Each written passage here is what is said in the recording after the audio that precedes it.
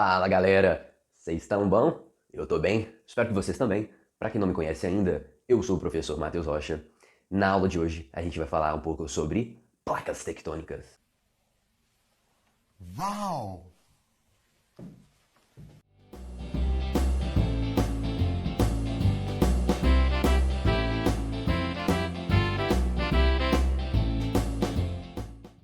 Para a gente entender melhor o que seriam as placas tectônicas, é importante a gente relembrar aquela aula que a gente teve sobre a estrutura interna da Terra. Tá lembrado? Não tô lembrado, não. Não tá lembrado não. Não, nunca nem vi. Que dia foi isso? Se você não se lembra muito bem as camadas da Terra, a gente tem uma aula aqui no canal, dá uma olhadinha lá, confere. Mas se você também não lembra, eu vou dar uma refrescada na sua memória daqui a pouquinho. Obrigado, amigo. Você é um amigo. Mas é o seguinte, então a gente tem basicamente três camadas ali que compõem a estrutura interna da Terra: crosta terrestre, o manto e o núcleo. A crosta terrestre seria essa parte onde estão os continentes, onde nós estamos, onde é a vida no planeta. E essa crosta terrestre, que seria essa camada mais superficial da Terra, e aí a gente faz um comparativo com um ovo. Então a gente pensa ali o ovo, a casca seria a crosta terrestre, ali a parte mais branca do ovo, que seria a clara, é o nosso manto, e a gema, aquela parte amarelinha do ovo, seria o núcleo. Então essa parte mais superficial do planeta, que é a crosta terrestre, ela não está totalmente inteira, como se fosse realmente a casca de um ovo. Ela está toda quebrada, toda fragmentada, como se fosse um quebra-cabeças. E cada bloco ali, cada pedação dessa crosta terrestre é um bloco de rocha, que a gente vai dar o nome de placas tectônicas. E essas placas tectônicas, elas estão em constante movimentação, porque elas estão sobre uma camada de magma, e ali formando o manto. Então esse manto formado ali de magma, acima dele a gente tem as placas tectônicas. E como esse magma está em constante movimentação, ele faz com que tudo que esteja em cima, que são as placas tectônicas, também se movimentem. Então pensem assim, a crosta terrestre como se fosse um grande quebra-cabeças. Ela está toda quebrada, toda fragmentada, e cada fragmento, cada peça ali do nosso quebra-cabeça seria um bloco de rocha, ou seja, as nossas placas tectônicas. Para você que não estava se lembrando muito bem das camadas internas da Terra, ou que você ainda não viu o vídeo que a gente tem no canal, só então uma introduçãozinha. As camadas da Terra seriam essas aí: crosta, o manto e o nosso núcleo, dividido em núcleo interno e núcleo externo. Então essa crosta terrestre é a parte mais superficial, onde a gente se encontra, toda fragmentada, quebrada em blocos de rochas, que são as placas tectônicas. E logo abaixo a gente tem um manto, formado ali por magma, que é rocha derretida. E esse magma em constante movimentação faz com que as placas tectônicas que estão acima desse magma também fiquem se movimentando. E aí o calor que consegue fazer esse motor ali girar do magma, por que esse magma então ele está em constante movimentação, movimentando as placas? Porque tem um calor que vem do interior da Terra, ali do núcleo, que dá esse combustível para que o magma se movimente. O mapa ilustrando essa configuração das placas tectônicas que a gente tem no planeta. E aí, cuidado, eu vejo muita gente se confundindo, achando que os continentes, onde estão os países, eles estão em cima das placas tectônicas. Mas não é isso. Os continentes fazem parte das placas tectônicas. É que é a parte mais alta das placas tectônicas, tanto que são mais altas que estão acima do nível do mar. Então, o que a gente vê que são os continentes, os países, são aquelas partes que estão acima do nível do mar, são as partes mais altas das placas tectônicas, tá? Então, pensem assim, a placa tectônica, ela é formada pelos continentes. Os continentes formam, fazem parte das placas tectônicas. Só que são as partes mais altas que estão acima do nível do mar. E aí está a configuração das placas tectônicas, essas partes aí que estão coloridas, né? A parte verde é a parte do sentido das placas, se encontrando, se afastando. Daqui a pouco a gente vai falar os tipos, né, de movimento das placas. E as partes vermelhinhas aí estão delimitando o início e o final de cada placa tectônica. Essa ideia de que a crosta terrestre está dividida em grandes blocos de rocha, seriam as placas tectônicas, ela não é nova. Porque desde ali as grandes navegações, a gente já tinha um bom mapeamento do mundo, a galera já tinha notado uma semelhança entre o litoral do continente americano e o litoral do continente africano. Já tinham percebido que provavelmente estavam encaixados em alguma parte do período geológico. Porém, era uma ideia, assim, muito jogada, ninguém tinha muito uma base teórica para fundamentá-la, então a galera não levava muito a sério, porque achava que era mais uma coincidência. Ah, beleza, parece que realmente já se encaixaram, como se fossem peças de um quebra-cabeça, mas às vezes é só coincidência. Então isso ficou meio que parado. A gente teve um físico e um estudioso da meteorologia muito importante na Alemanha, que foi o Alfred Wegener, e ali no início do século XX, lá em 1912, ele desenvolveu uma teoria realmente séria para falar que, de fato, os continentes, essa configuração que a gente vê hoje dos continentes, nem sempre foi essa. A gente já teve um supercontinente, ou seja, esses continentes América, África, Europa, um dia todos já estiveram conectados formando um único continente, que seria a Pangeia. Daqui a pouco a gente vai falar mais sobre ela. Mas ele não conseguia explicar o que fez com que essas placas tectônicas se movimentassem e esse grande continente se fragmentasse. Ele não conseguiu chegar a essa conclusão. Por isso que essa teoria dele não foi tão levada a sério na época que ele estava vivo. Ele morre lá em 1930, antes dessa teoria das placas tectônicas ser de fato ali comprovada. Isso só ocorreu lá em 1960. Já fazia 30 anos que ele já havia morrido. Mas ele foi um dos primeiros ali a desenvolver então uma teoria para falar que de fato a gente já teve um supercontinente e que não é só coincidência, né? Essa semelhança entre o litoral da África e da América, de fato já estiveram conectados. Então, ele que desenvolveu essa primeira teoria, é a teoria que a gente vai chamar de deriva continental. E por que ela vai ganhar esse nome de deriva continental? Não sei! É porque se acreditava, galera, que os continentes, eles estavam boiando sobre os oceanos. Então, deriva vem disso, né? Quando a gente fala, por exemplo, uma embarcação, ela não está funcionando, então ela está à deriva, ela está sendo levada ali pelas correntes marítimas, né? Pelo mar. Então é como se os continentes estivessem boiando sobre os oceanos e estivessem sendo levados por eles. Então ficou conhecido como deriva continental por isso, os continentes estavam boiando. A gente já sabe que não é isso, né? A gente vai falar o que move ali essas placas tectônicas, mas o Alfred Wegener, ele não se baseou apenas nessa semelhança do contorno dos continentes, parecendo que eles se encaixam. Essa foi uma das evidências que ele encontrou, que ele se fundamentou para fazer essa teoria da deriva continental. Ele observou outras duas coisas muito importantes e bem interessantes, olha só. Uma delas está aí no mapa, que é a questão dos fósseis. Ele observou que haviam fósseis de animais e de vegetais de mesmas espécies, tanto no litoral aqui da América do Sul, especialmente ali no Brasil, e também na África. Aí ele pensou assim, poxa, o que explica então a gente ter os mesmos animais ali no litoral africano e no litoral americano, sendo que eles estão distantes muitos quilômetros, milhares de quilômetros, tem um mar ali, um oceano no meio do caminho. O que explica isso? A única explicação é que eles já estiveram conectados, o litoral da América e o litoral da África. Essa foi uma das outras evidências. A outra é a idade das rochas. O que acontece? Quando os continentes estavam conectados, unidos, a África com a América, e ele começa a ter essa fragmentação, essa separação, quando se separa ali os continentes, vai dar espaço para o magma que vem ali do manto. Então, quando abre ali o continente, quando eles se afastam, o magma sobe e ele vai se encontrar com o quê? Com o mar, né? Com o oceano que está ali. A água muito gelada em contato ali com o magma em elevadas temperaturas vai resfriar rapidamente o magma. Quando esse magma ele se resfria, ele vai formar rochas. E quando a gente vai então afastando os continentes, novas rochas vão surgindo, né? E eles perceberam que as idades das rochas no litoral da América e no litoral da África eram as mesmas. E quando a gente vai se aproximando do meio ali, entre a América e a África, a gente vê que as rochas estão cada vez mais novas. Então a idade das rochas, os fósseis de plantas de animais antigos e também a semelhança do contorno dos continentes são as três principais evidências, as pistas, as provas, que de fato a gente tinha um único supercontinente que todos os continentes que a gente conhece hoje estavam conectados, unidos, formando um só. E esse supercontinente ganhou o nome de Pangeia. Vocês podem encontrar escrito assim Pangeia, G-E-A no final, ou Pangeia, com um I ali entre o E e o A. Mesma coisa, tá correto se escreverem de uma das duas formas aí. Por que tem esse nome, né? Pan vem de união, Geia vem de terra. Então é a união da Terra. Todos os continentes unidos formando um supercontinente, um grande continente, que ganhou esse nome de Pangeia. A gente não tem certeza como era a configuração dos continentes antes de ter a Pangeia. Né? São só especulações. Então a gente começa a estudar mesmo a configuração dos continentes a partir da Pangeia. Isso há cerca de 400 milhões de anos atrás. Muito tempo mesmo. E durante 200 milhões de anos, a gente teve esse único supercontinente. Depois de 200 milhões de anos, esse supercontinente começa a se fragmentar, começa a se quebrar. E aí ele vai dar origem a dois grandes blocos de rochas ali. Então, um supercontinente se fragmenta em dois. A Laurásia, formada ali pelos continentes que a gente conhece hoje do hemisfério norte, né? Europa, Ásia, e a Gondwana, que são os continentes que a gente conhece hoje aqui no hemisfério sul, América do Sul, né? A África, a Oceania. Então se fragmenta dessa forma. Como as placas tectônicas estão em constante movimentação, essa fragmentação continua ocorrendo ao longo dos milhões de anos até a gente ter essa configuração atual que a gente tem hoje. É a configuração atual, mas não é a definitiva.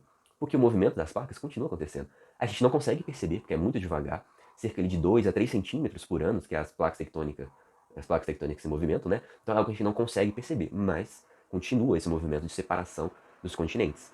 Trouxe esse GIF, galera, que vocês estão acompanhando aí, só para ilustrar o movimento das placas tectônicas. É claro, né, como eu falei, um movimento muito mais devagar, como está sendo mostrado aí, né?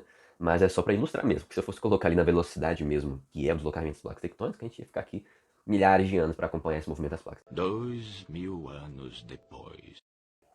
Então é só para ilustrar mesmo, né? Um movimento de 2 a 3 centímetros por ano. Então só para ficar claro como é que tá esse movimento das placas. Aí vocês devem estar se perguntando, então, o que faz essas placas se movimentarem? Já que não são continentes à deriva ali no oceano, boiando, o que faz essas placas se movimentarem? A gente vai ver agora. Então, as placas tectônicas, elas vão se movimentar graças àquilo que a gente chama de correntes de convecção. O que são as correntes de convecção?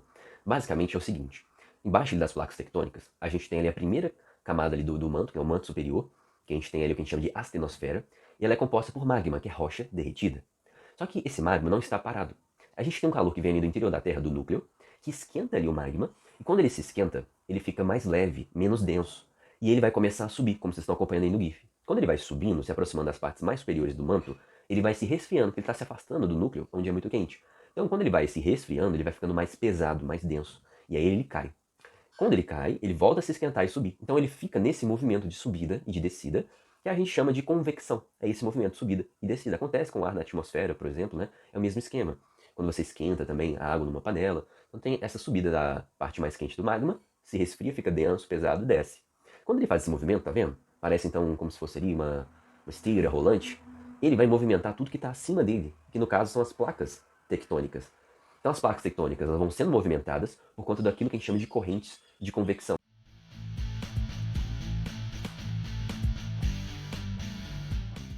Já sabemos que as placas tectônicas se movimentam, a gente já sabe também o que faz essas placas se movimentarem, né? São as correntes de convecção ali no manto, o movimento do magma. E agora a gente tem que entender que a gente tem 3 tipos principais de movimentação das placas tectônicas, como está ilustrado aí pra gente.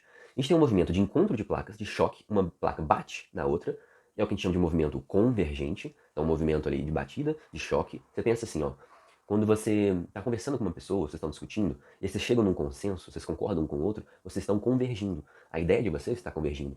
Então, convergente de encontro, batida. Agora, tem um movimento de separação das placas. Se elas se encontram, elas também se separam. É um movimento que a gente vai chamar de divergente, belezinha? Então, tem o apelido de óculos, né? Porque você usa óculos porque é um instrumento divergente. No, God! No, God, please, no! No! No! No! Tem também o movimento das placas que a gente chama de transcorrente, conservativo ou também transformante. Vocês podem encontrar esses 3 nomes, que simplesmente é um deslize lateral. Elas não estão se encontrando nem se afastando. Elas estão apenas assim, ó, deslizando. Então tem esses nomes aí, transcorrente, transformante, conservativo, vocês podem encontrar dessas formas. Ou também apenas o deslize lateral, como a gente chama aí, esses tipos de movimentos de placa. Agora a gente vai ver as consequências dos movimentos de placas tectônicas, o que elas vão causar, mas já adianto para vocês. Todos esses movimentos, quando eles ocorrem, eles vão gerar uma mesma consequência, uma consequência em comum, que é o tremor de terra, abalo sísmico, terremoto, beleza? O movimento ali das placas vai gerar esse abalo, esse tremor de terra. Alguns mais intensos do que outros, mas a gente vai ter um tremor de terra, ok? Um lado ali, a placa se afastando da outra, tá vendo? Então, enquanto uma parte da placa se afasta, a outra parte que está se afastando, né, olha lá, se afastou, ela vai se encontrar com alguma outra placa do outro lado. Então, enquanto uma placa se afasta, você pode ter certeza que do outro lado ela vai se encontrar com outra placa.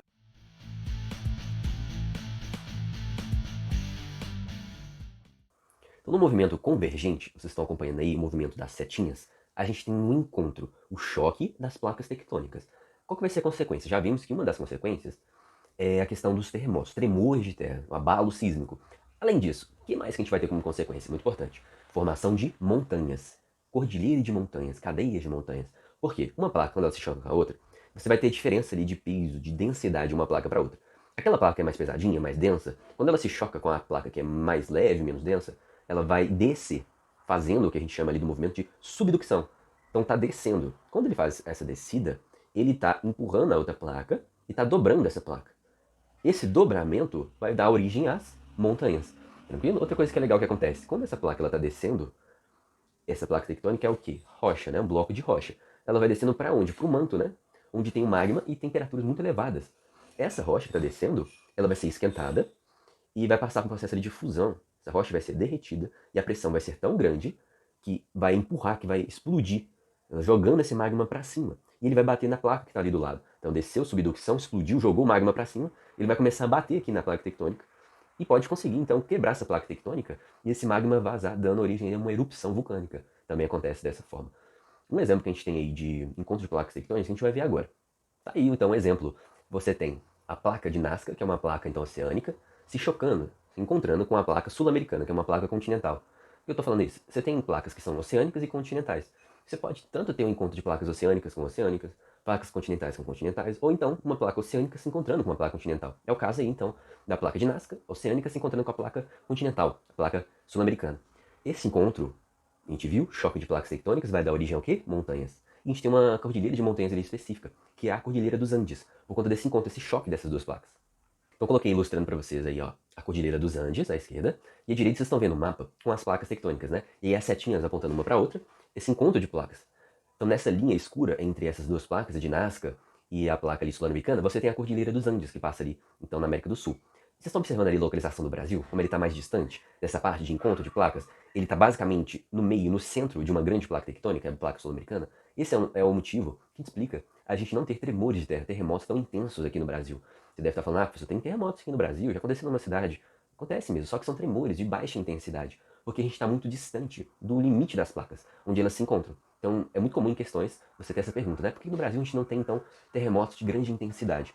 Porque o Brasil se localiza no centro de uma placa tectônica, longe dos limites, das bordas, das áreas de encontro ou de afastamento das placas tectônicas. Por isso a gente não tem tremor de tanta intensidade aqui no Brasil.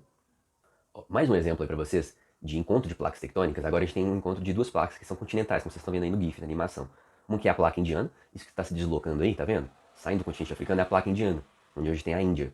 Isso há cerca de 50 milhões de anos aconteceu. Ela se deslocou, foi saindo, indo de encontro com a placa euroasiática. Aí esse encontro dessas duas placas, a indiana e a euroasiática, deu origem a uma cordilheira de montanhas que a gente dá o nome de Himalaia, onde a gente tem o maior monte, né, o maior pico que a gente tem no mundo, que é o Monte Everest. Quase 9.000 metros de altitude, por conta desse encontro dessas duas placas aí.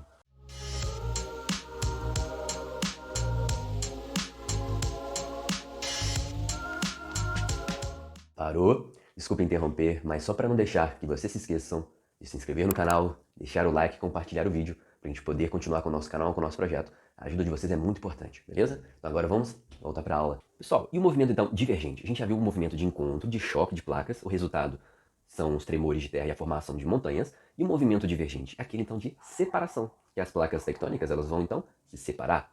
Isso vai acontecer porque embaixo ali então a gente tem o magma, e ele vai começar a pressionar. Essa pressão do magma ali sobre as placas tectônicas vai ser tão grande que ele vai conseguir separá-las. E elas vão começar então a fazer esse movimento de divergência, de separação. Dá uma olhadinha aqui nesse GIF para ver como é que ocorre mesmo esse movimento ali no manto. Então, olha só, o magma ele vai sendo empurrado para cima, batendo ali nas placas tectônicas, não vão aguentar a pressão e elas vão se separar. Nessa separação, algumas consequências vão ocorrer. Você tem a questão então da separação, o magma surgindo. Já falei para vocês, né? Esse magma em contato com a água vai se solidificar formando rochas. Então tem a formação de rochas, novas rochas, no movimento divergente. Outra coisa que vai acontecer, quando as placas se separam, elas abrem caminho para quem? Para o mar, para o oceano, ocupar aquele espaço. Então você vai ter o que a gente chama de uma expansão do assoalho oceânico. Vai aumentar ali o oceano naquela parte. Então são algumas das consequências, além, óbvio, né, da questão dos tremores de terras. Uma das consequências mais cobradas aí do movimento divergente é a consequência da divergência entre o continente americano e o continente africano. Eu falei para vocês que o magma ele vai subir, né? Saiu, então as placas saíram, subiu o magma em contato com o oceano, se resfria e forma rochas. Ao longo de milhões e milhões de anos, essas rochas vão se acumulando uma sobre a outra e vão dar origem a uma cordilheira de montanhas. Então, esse risco que vocês estão vendo aí, bem entre a África e a América, é uma cordilheira de montanhas que a gente tem no fundo do oceano. Por conta de milhões e milhões de anos, o magma subindo, se resfriando e se acumulando. Essa cordilheira de montanhas ali no meio do oceano, a gente dá o nome de dorsal meso-oceânica, meso de meio, então está no meio do Oceano Atlântico. Beleza? Então uma das consequências é a formação de conjunto de montanhas no fundo do oceano. Se eu tiver um país em cima dessas duas placas que estão se afastando, esse país vai se fragmentar, né? É o que está acontecendo com a Islândia. Você tem a placa ali norte-americana e a placa euroasiática, como vocês estão vendo, elas estão se separando. E o país, a Islândia, está começando a se fragmentar, a se dividir. Tanto que é possível você fazer alguns passeios lá na Islândia, você mergulhar e conseguir encostar a mão nas duas placas tectônicas. É possível fazer um mergulho lá e conseguir visualizar essas duas placas. Bem interessante, né? Então tá, é uma curiosidade pra gente ver. Outra curiosidade é que sobre ali o continente africano, a gente tem a separação também de placas. E o continente africano também está se fragmentando. Então, que alguns milhões de anos, né, eles estimavam que daqui a 50 milhões de anos teria essa fragmentação completa do continente africano. A gente teria a África sendo partida em duas partes. Mas eles fizeram alguns estudos, alguns levantamentos, isso pode acontecer bem antes, pode acontecer daqui a alguns 10 milhões de anos, ou até mesmo 1 milhão de anos. Não estaremos aqui para ver isso, porém, é algo que está acontecendo, está movimentando. Quando a gente tem, então, essa separação das placas tectônicas, a gente pode dar um nome, quando em cima a gente tem um continente, né, ou um país, a gente vai falar que isso é um rift. Porque esse rift é essa falha, né? Então, vocês estão vendo aí na imagem, né, tem uma falha. Isso vai dar origem a um vale, né? Naquela região é o Vale do Rift. Por que vale? Vale é um relieve que tem mais ou menos o formato de um V. Então, olha só, estava tudo junto, foi se fragmentando, quebrando, vai fazendo assim, ó, esse formato de um vale, que é o Vale do Rift que a gente tem ali na África, né? Beleza, galera? Já vimos ali dois movimentos de placas tectônicas, né? O encontro delas, movimento convergente, resultando em cordilheiras de montanhas, formação de montanhas, também tremores de terra. Vimos o movimento divergente, separação das placas, resultando em a formação de novas rochas, cordilheiras de montanhas no fundo do oceano, vales em rift, por exemplo, no continente africano, e terremotos, como sempre, né? Qualquer movimento tem a geração de terremoto.